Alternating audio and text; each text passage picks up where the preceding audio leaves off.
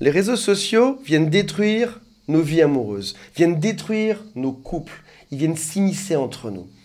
Il y a des choses que tu sais dessus ou dont tu te doutes, et il y a surtout une chose qui est énorme dont tu n'as pas forcément conscience, dont on va parler aujourd'hui. Commençons par ce que tu sais. Les réseaux sociaux, bien évidemment, sont à peu près faux ou organisés ou arrangés, et du coup, les choses que tu vois dessus peuvent créer des attentes irréalistes chez ton partenaire. Tout le monde est beau, les gens sont sur des yachts, et quand tu regardes ton propre quotidien, tu peux te dire, tiens, finalement, on n'est pas si heureux que ça. Alors qu'en fait, tout se passait bien. Pas très grave, tu me diras. Mais arrive le deuxième point qui est déjà un peu plus grave, dont tu es au courant au passage.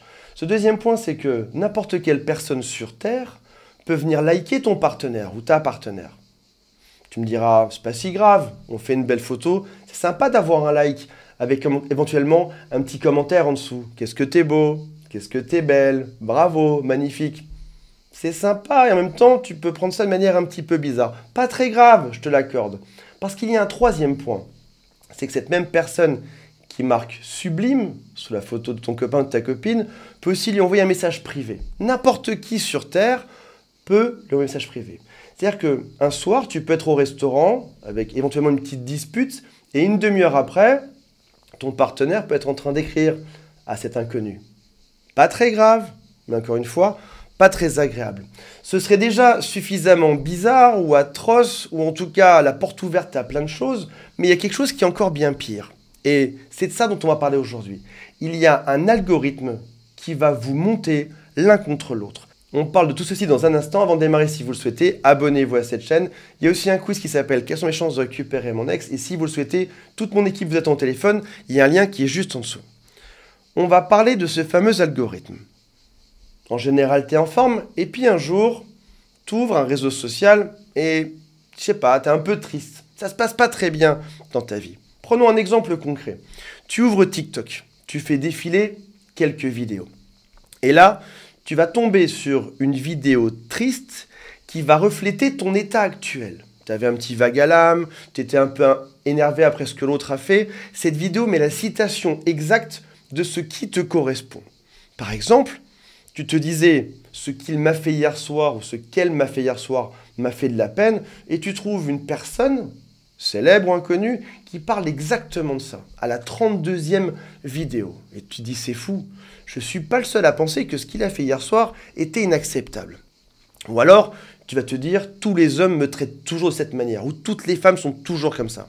Ou alors, et s'il me trompait ? Parce qu'il y a quelques signes que je peux analyser. Quand on était au restaurant, il a pris son téléphone, il l'a mis côté table, et apparemment c'est le signe numéro 3 de cette vidéo TikTok. Ou encore, est-ce que c'est normal qu'il me parle comme ceci, ou qu'il fasse cela?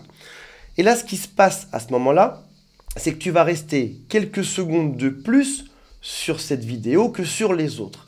L'algorithme comprend immédiatement que c'est le sujet qui t'intéresse. Et il va donc te sortir par la suite toutes les vidéos qui sont reliées à ceci avec exactement le même message.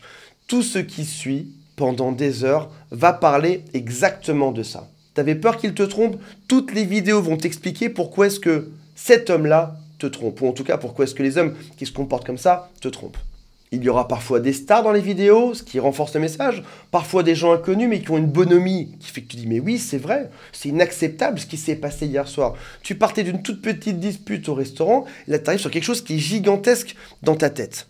En réalité, tu es conditionné par cette machine qui va te laver le cerveau sur le même genre de message pendant des heures et des heures. Et ce qui compte pour TikTok, c'est juste de faire de plus en plus de vues. C'est le watch time. Ce que TikTok veut, c'est que tu restes devant l'écran le plus possible pour que tu ingères le plus de publicité possible. Sauf que ton été, c'est en train de bouffer ta vie. Alors tu me diras, oui, mais si toutes ces vidéos me disent la même chose, même avec des gens connus, c'est que c'est peut-être ces gens-là qui ont raison. Bien évidemment, tout ce que j'ai vu. Sauf que ce que tu sais pas, c'est que tu peux voir 100 vidéos qui te disent une chose, mais avec un autre état d'esprit, tu aurais pu voir 100 vidéos qui te disaient que, par exemple, ton copain ne te trompait absolument pas, qu'il n'y avait absolument aucun souci, qu'il ne fallait pas dramatiser. Sauf que malheureusement, tu t'es arrêté au tout début sur un message qui a renforcé ton côté sombre. Alors, pourquoi est-ce que ça empire notre côté sombre? On a tous une part d'ombre. C'est humain, c'est normal.